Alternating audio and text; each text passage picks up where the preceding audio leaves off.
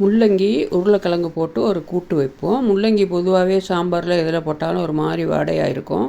ஆனால் அந்த உருளைக்கிழங்கும் அதுவும் சேர்த்து செய்யும்போது இது ஒரு நல்ல டேஸ்ட்டாக இருக்கும். இது தயிர் சாதத்துக்கெல்லாம் வச்சு சாப்பிட ரொம்ப அருமையாக இருக்கும். முள்ளங்கியுடைய டேஸ்ட்டே தெரியாமல் இதை சாப்பிடலாம்.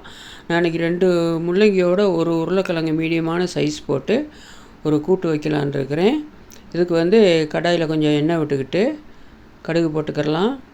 கடுகு போட்டு நம்ம இந்த முள்ளங்கி இது வெங்காயம், தக்காளி, பச்சை மிளகா, கருவேப்பிலை எல்லாம் போட்டுக்கிறலாம். எல்லாத்தையும் போட்டுட்டு இந்த வெட்டி வச்ச முள்ளங்கி பொடிசாக வெட்டிக்கிறணும். சின்ன சின்னதாக வெட்டிக்கணும், ரொம்ப பொடிசாக வெட்டிக்கிறணும். தக்காளி எல்லாம் போட்டு முள்ளங்கி வெட்டி வச்ச உருளைக்கிழங்கு எல்லாத்தையும் ஒன்றா போட்டு நல்லா வதக்கிக்கிறலாம். முள்ளங்கியும் போட்டுடலாம். நல்லா வதங்க விட்டுறலாம். நல்லா வதங்கி வரும்போது இதுக்கு கொஞ்சம் தேவையான உப்பு, அடுத்தது இது கொஞ்சம் மஞ்சள் பொடி, அடுத்தது நம்ம குழம்பு பொடி. நான் ஆச்சி குழம்பு பொடி தாங்க போடுறேன். 2 டீஸ்பூன் போட்டுக்கிறலாம். நான் தேவையான காரம் போட்டிருக்கேன்.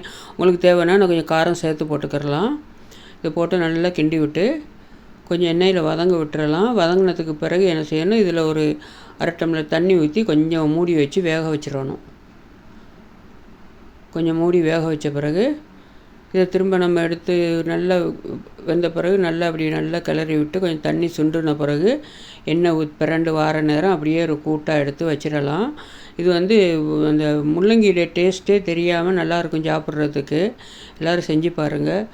சப்ஸ்கிரைப் பண்ணுங்கள், லைக்